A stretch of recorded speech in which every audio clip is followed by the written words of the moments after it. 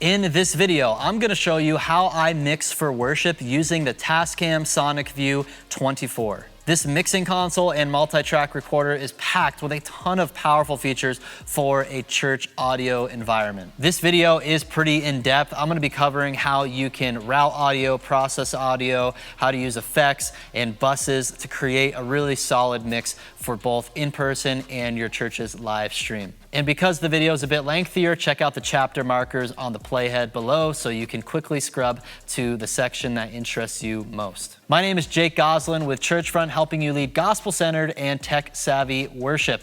I'm not going to cover all of the super nerdy technical specs of this mixing console in the video, so check out the description below to learn more about that at Tascam's website and where you can actually buy the console. So without further ado, let's go ahead and dive in. Getting it up and running was very quick, getting it out of the box, plugging it into power. As soon as I fired it on, it was very intuitive to navigate both the hardware and software interface. The hardware of the console feels great. It feels rugged. I know the team at Tascam built this to last. The motorized faders have really great quality to them. They also move quite quickly as you're navigating through the different fader banks. What I really love about this console is how intuitive the layout is. I actually didn't consult any owner's manual on the console. I kind of like to use that as a litmus test to how intuitive they laid it out for anybody who just comes up to the console for the first time and wants to start processing and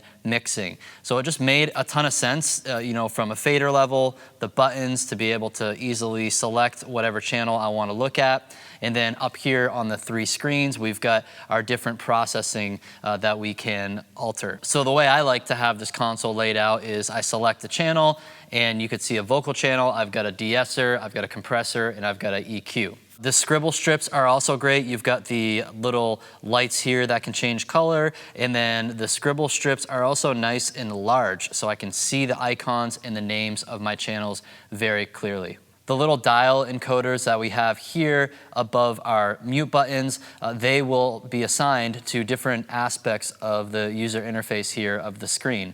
So as I go through and navigate different tools, you can see the yellow encoders match the yellow settings here on my compressor, so I can start dialing knobs, and it will dynamically change as I select the different elements of channel processing here. So also very intuitive. I do think it's really important for a church mixing environment to have a really intuitive console layout. So when you're training your volunteers, it's just not going to take forever for them to learn how to navigate the console, and they're not feeling like they just hopped in the cockpit of a 747. So I really like the simple layout, and it's not overwhelming at all when it comes to first impressions. The other feature that's really great about this mixing console is the Dante capability that's built right into it, along with two other expansion cards. One of the other expansion cards I'm actually using for this video, the USB multi-track input and output. It's like an audio interface functionality, so I can easily send audio in and out of the console. But when you have built-in Dante capability, you can get the compatible Tascam Dante stage boxes or any other compatible Dante input-output devices. You can easily use them with this console without needing to purchase an additional Dante expansion card. It comes built in. The total channel count on this mixing console is 44 channels, and those are 44 mono channels. This is one of the things I wish was a little bit different about the console.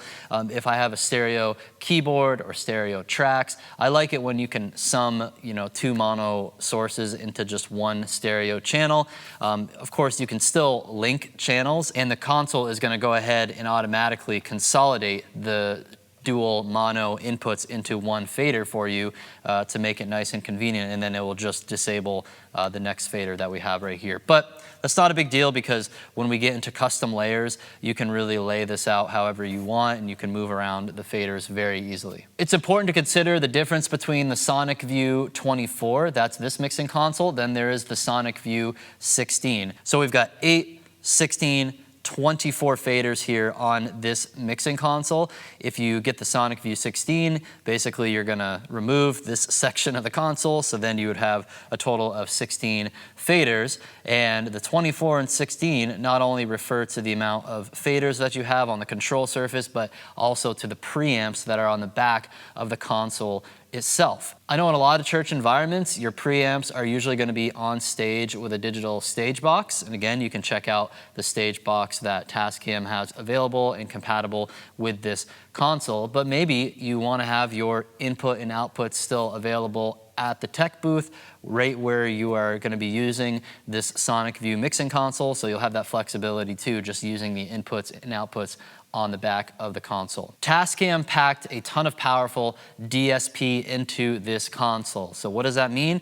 Well, you can load effects and processing onto all the channels, all the buses. You can have this console be doing a ton and you don't have to worry about it ever skipping a beat or failing on you. It can handle all of the processing demands that you can throw at it. And that's because they put in this mixing console the 54-bit float mix engine, which again, it's pro level mixing, and that's what Tascam is really known for, especially the studio quality processing and preamps. So they pack that all within this console, and it's going to be really fun to implement in a live environment. And this console also has 96K sample rate available as well. The preamps they put in on the back of this console are the HDIA preamps, which have a great signal to noise ratio with a very low noise floor, and you can really start pushing the gain on those preamps without too much concern of clipping those channels. Later on in this video, I'll do a simple demo for you with a microphone and a guitar and using the preamps on the back of this console. Now I want to give you a quick layout of the actual fader layers that I have set up on the mixing console. Over here we have the layer keys where I can go through and scroll the different layers. So layer number 1, on this layer I have the bulk of the instruments and the vocals within our mix. You can see over here we've got our drum inputs. We got kick, snare, toms, hat, overheads. Again, the overheads are a stereo channel, so they are going to consolidate the mono inputs here to this fader, and then this one will be disabled. Then we've got bass, electric guitar, also stereo, acoustic, keys, which is stereo, track, which is stereo, and then we've got 2 vocal mics, and then we've got a speaking microphone over here, and then we've got like a pastor headset microphone. If I go down to the next page, to the left we have our crowd mics. I got crowd left, crowd center, crowd right. Those are 3 microphones that we have hanging in the room. This is at Self Fellowship, and this was just an extra channel I made for the acoustic guitar when we test that out for you guys. At the end of the fader banks here, we've got our stereo ins 1 and stereo in 2, and then we've got verb, delay set up for my effects, and then we've got the returns for 3 and 4 as well. So that was fader layer 2. Now I'm gonna move to fader layer 3. This is where we have our mix buses. So I've got my drum bus, instrument bus, vocal bus, crowd bus, and then we've got additional mixes here, and then I've got another mix here, mix 2122. This is for our broadcast mix, and then we've got our main mix. Button number 4 brings me to our DCA layer. So you can see we've got drums, DCA, instruments, vocals, etc. And the DCA, all it does is it groups together the faders and mute buttons of the desired channels, and I can adjust the volume or mute them altogether. So I can, go in here, mute all the drums or unmute them or adjust the level here. I like to think of everything I just showed you from layers 1 down to 4 as kind of all the building blocks for my custom layer, which starts here on 5. Custom layers are really great when you're mixing for worship, so you're not bouncing around your console to different layers during a mix. For me, ideally, I like to have one primary layer of faders up for the vast majority of the time that I'm mixing on a Sunday. So on this custom layer here, you'll see I kind of consolidated drums to be just kick, snare, in my overheads. If I need to get to my toms, I'll go to the layer number 1. Then we've got bass guitar, electric guitar, acoustic guitar, keys, and tracks. And they are stereo channels still, and notice I was able to kind of consolidate them a little bit more efficiently next to each other, not have the blank mono channel next to them. And then we've got the drum DCA, instrument DCA, vocal DCA, and then I've got my individual vocal mics, and then I've got my verb and delay. And then finally I've got a DCA for my crowd mics right here. So this is really an efficient way for me to mix everything for my worship service right here. I guess I also need to add in my speaking and pastor mic here. And you can see I've got plenty of open space available on this fader bank. So what's great about these screens is on the screen, you can actually pull up whatever processing information you want to see. Input, gate, EQ, compression, and your sends, which are all the basic features you want to see as a front of house mix engineer. The input settings and the routing is very intuitive. So you can see on this console right now, I have USB in 1 selected. This is pulling from USB input 1 from Ableton Live beside the Tascam here. But I could easily switch that if I wanted to switch to an analog input 1, Dante input 1, than the 2 other card slots that we have. And then if I want to really get detailed of what input settings I want to choose from, I can click that button, and this is going to bring me to all of the available inputs that are available on either the analog inputs or Dante. Dante's got more than 32 inputs that could be available, so I can scroll down there. So it's very intuitive, and it's also handy having this little lock feature here, just to make sure that nobody is poking around and accidentally hits a different input. So I'll go ahead and lock that to make sure I don't change the input. So you've got all of the basics of what you would expect. This is the digital trim right now, but this would be the gain knob on my input. I've got a high pass filter right next to it, which is great. So I can bring the low cut to wherever I want it to be. And then we have our stereo link button that I can enable or disable, like I already talked about that on some of the channels. Moving on over here, we have a compressor. So this is going to be very similar for all the channels I have on this console. All of the settings I'd want, conveniently controlled by the knob right here. Here's my threshold, ratio, knee, attack, release, output gain, right? Like anybody who is familiar with a compressor, like these are the essential settings you would want to quickly dial the settings in. So you can see the kick drum coming into the compressor, and then I have my output meter, and then you can see the gain reduction, everything you need on a compressor. Moving on to EQ, it's great. It's got the RTA meters for the different frequency bands in here, and I can easily select a Q. I can just drag it if I want here. If I want to adjust the Q, I can select that little line coming out from beside it, and I can adjust the width of it, and I can enable or disable the different EQ bands right there. And if I want, I can also enable or disable the RTA. So that's how your channel strip processing is laid out. Not much processing had to be done to this drum set.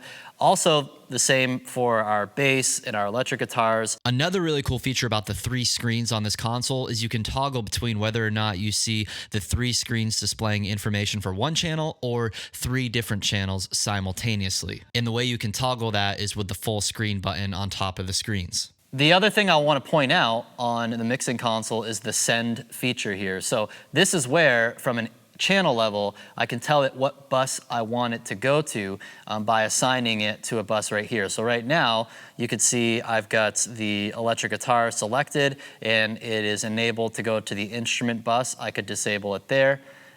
Down here, I actually have the button to assign it to our main bus output. So right now it's disabled. In the way that I mix, I like to send all of my channels, my input channels, to a bus first. So we have group processing on vocals and instruments before they get sent to the master mix. And that's also going to come in handy when we want to be able to send different levels of those individual buses to like our broadcast mix and be able to mix it a little bit independently of the master mix. So that's a quick tip for you there. Another place I can actually alter those bus settings is if I go to the menu and then I go to mixer setup, and then if I go to mix send overview here, this shows me like everything going into the drum bus right now. And I can scroll through to all the different buses. So technically, I didn't catch this when I was setting it up, but a lot of these unused channels I have shouldn't be going to the drum bus. I think they're all enabled by default, but I can go through and I can turn those off so I only have my drum channels here going to that bus. Also, while we're in the main menu, it is worth going to the mixer config, bus config right here, and then I'm gonna go to bus config, and I'm gonna be able to change whether I want this to be like an auxiliary mix, which is more ideal for a monitor mix that you might wanna set up, or is this just gonna be a group bus where we are sending the audio from these different channels effectively at a post-fader level that then is going to be group EQ'd and compressed and whatever we want to do to it to adjust the sound. So you can see most of my buses, they're all just very simple subgroup buses. While we're on the topic of setting up sends on this mixing console, we're gonna wanna talk about our effects sends. So I'm on the send page for like a vocal microphone right here.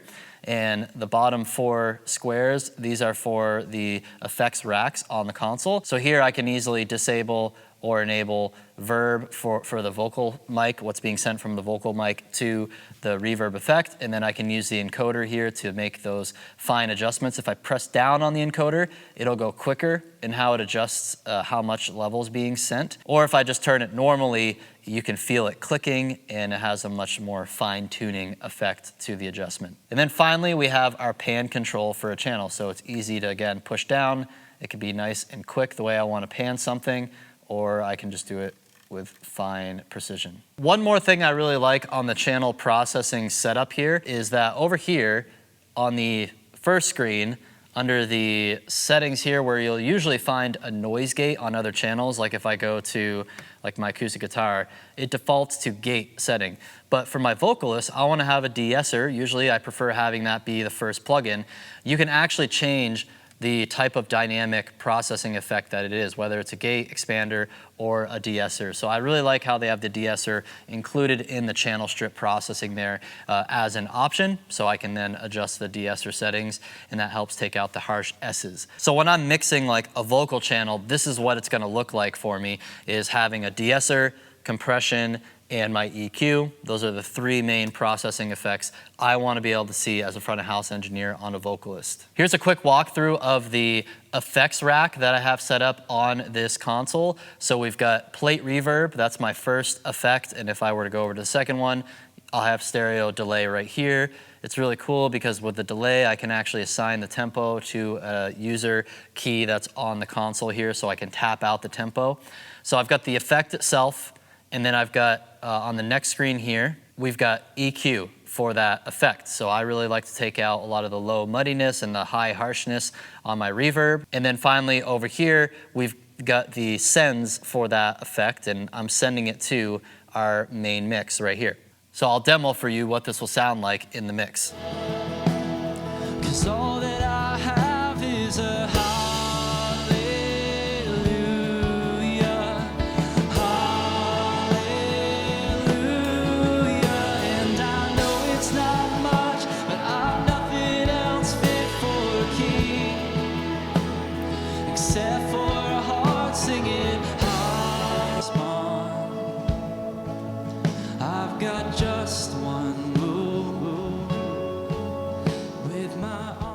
So I kind of overdid the effects for you so you get the point. But again, the way I have my custom layers set up here is the verb is gonna live right next to my lead vocals, and it just makes it so easy for me to be able to ride that reverb layer as I mix. I do wanna show you how easy it is to create the custom layer on this mixing console, because again, I'm gonna pretty much live here the whole time in how I actually go about building the mix, so I'm not flipping through pages.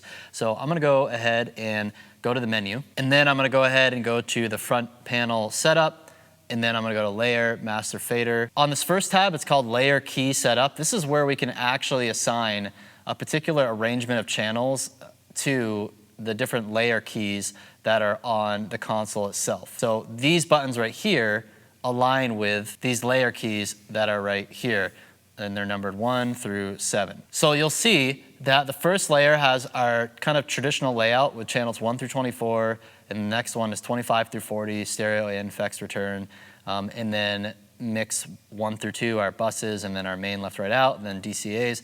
I like keeping this traditional layout right here so that if I ever need to like just see like how the board is laid out from a channel perspective, it just is always there. You could customize this. I could select that, and then I could select, you know, a different custom layout down here, but I would rather not do that. I'm gonna keep it the way it is and the way it comes from the factory.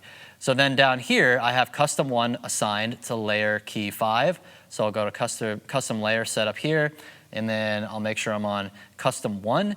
And this is where you can see the different channels and buses and DCAs I have on that layer. So I have some empty space over here. So let's say I want to add something after the crowd mic. Oh, let's say I want to add my pastor mic. So let's actually put him on 20, and then I'll go ahead and put the pastor mic there.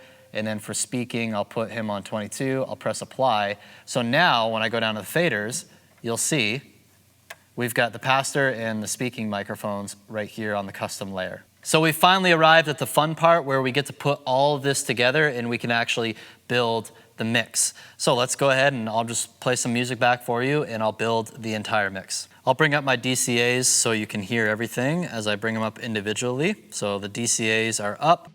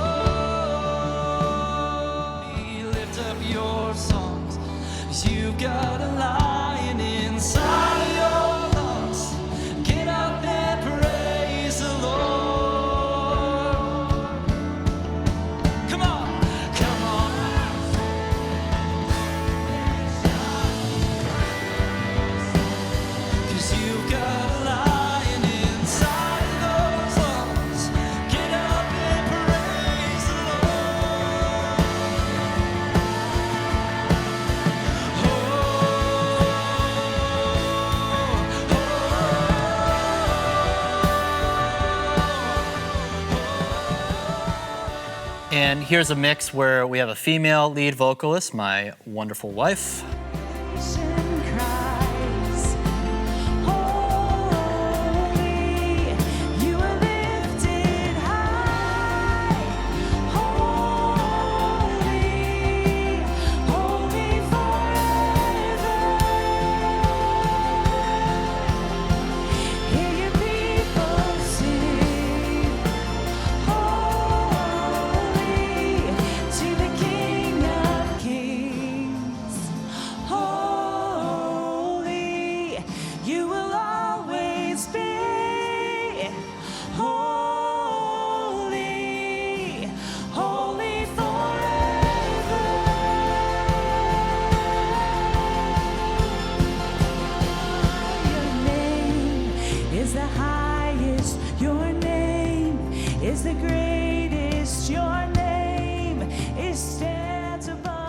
The console makes it really easy to save your settings. So I'm gonna go to the menu page and I'm gonna go to save current settings. And then I'll just press save.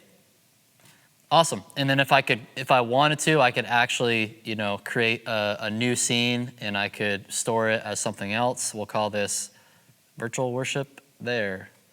And now it's saved as a different scene. So it's gonna be easy to go through and then you can recall different settings. So I could scroll back through to different number of scenes, 1 or 2 or so on, and I can save all the scenes there. So very straightforward and intuitive. I'm gonna go back to 1, recall. It's also worth pointing out the recording and playback functionality built into the console. So you can actually record to an SD card. That's what I'm doing right now for you guys to be able to hear the mix I'm creating on it. I can easily just go to recorder player here, and you can see it's using the input source left, right for the main left, main right for you to hear the mix that I'm creating. It lets me know how much time I've got left to record to the SD card. So very simple way to capture audio from your service. But Tascam is known for creating great multi-track recording devices, so there is also that capability as well. When you go to the multi-track recorder, you can put the SD card in there and you can actually record a multi-track session straight to the SD card. And of course, that's very useful if you want to do like a virtual sound check. You can play all those files back through the console, kind of like what I'm doing with a DAW right now, so you can dial in your mix and practice and train volunteers. In-ear monitoring for this console, it's a very important thing to consider for your church worship and sound setup is how you're gonna run in-ears. So you have a few options. Because you have Dante capability, it makes it very flexible for sending audio out of the console with your different in-ear monitor mixes to your musicians. And on this setup in particular, I've got 4 stereo buses, or 8 mixes, mono mixes total being used for the mix itself. And then I still have 5, 6, about up to 6 other stereo buses I could use as aux mixes for an in-ear monitor mix. So I could just route that stereo audio for each bus out of the console over Dante into a Dante compatible device that is then plugged into an in-ear monitor mix or a transmitter or a headphone amp or something like that, and that would work just fine. But I think a better setup to utilize if you have a Dante enabled mixing console like this is the Aviom 320D mixing system. So this is great because you can send up to 32 channels of Dante into the hub for the Aviom system, and then from that hub it can then send up to I think 16 stereo channels to each of the personal mixers. So that's going to be way more flexible to just have personal mixing devices for your musicians, and it's all going to work over Dante. Having a great setup for your broadcast mix is important for churches, and this console makes it easy to have a broadcast mix that gives you some flexibility to have a difference in the level of, let's say, a certain bus like vocals or instruments that's going to your live stream. It lets you basically have a different mix going to your live stream versus what you hear in the room. But it could still be a post-fader mix, so any of the individual channel changes that are made for vocals or instrumentalists, those will also be reflected in that mix as well. So it's a nice, really convenient way to have a broadcast mix that you can have a little bit different of a mix when it comes to the relationship of the buses to one another, and you can add some additional processing like more compression or a limiter to that broadcast mix to make sure it's nice and consistent and loud for your live stream feed. So what's great is when I went into the settings here on the console for mixer setup, and then I'm looking at the mix send overview, I scrolled over to my broadcast mix send, mix 2122, and I have all the inputs disabled for this mix bus because I don't want individual channels going to it. What I want are the mix buses here, drum bus, instrument bus, vocal bus, and crowd bus. Those are the different mix sends that are being sent to my broadcast mix. And then if I were to go to, let's say, my drum bus here, and as I look at how the drum bus is being sent to that broadcast mix, I can select it, and it actually is a aux send, which allows me to adjust the amount of level of the drum bus being sent to that broadcast mix. So it's not just a basic subgroup, but this is where you'd want to use an aux mix so that if, for example, I'm like, oh man, the drums, are just too loud in the live stream mix, but they sound great in the room, then I could trim them down in the broadcast mix here using this little encoder in the send level. This mixing console does come with a convenient app. You can load it onto your iPad for free. The app itself is fairly straightforward here. I've got my different banks of channels that I can scroll through. I can change it from short faders to large faders. I definitely prefer that to give me a bit more precision when I'm mixing. And then I do like the fact that my custom layer is, also recallable on this iPad, so I can quickly, pretty much on my left thumb, I can navigate between my 2 different banks that I'm using on my custom layer, and I can easily mix from anywhere in the room. And the connection seems really stable so far in my tests. Here's a quick recording demo using the preamps on the back of the Sonicview. This is a Lewitt audio condenser microphone, really high quality microphone, so hopefully you are hearing the detail in the preamp and how great this Sonicview sounds. And then I just got plugged into a DI box, my J45 here with some older guitar strings, so that's why it sounds pretty mellow.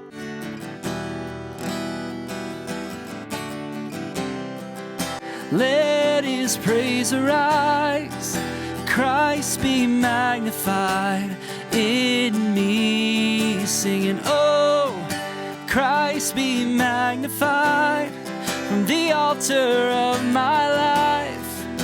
Christ be magnified in me.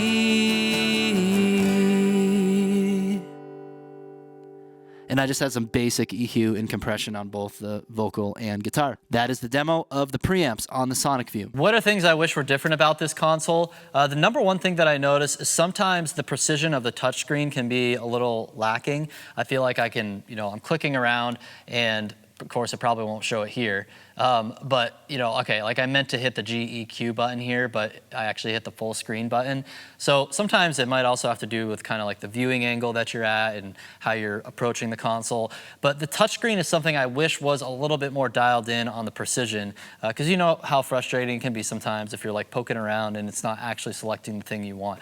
But once you get a feel for these touchscreens and how they work and how to interact with it, the precision dramatically increases. The other thing I already mentioned I wish was different is I wish they were stereo channels, so that you had like 44 stereo channels on the console that could take up into like 88 mono inputs. But 44 channels, that would be about 22 stereo input channels. That's still going to be sufficient for the majority of small to mid-sized churches out there. Thanks so much for watching this video. Thank you, Tascam, for sending me the console. It was great to spend a few weeks with it to get to know the ins and outs, and I hope you guys found this video helpful. If you did, don't forget to subscribe and like, and we'll see you next time.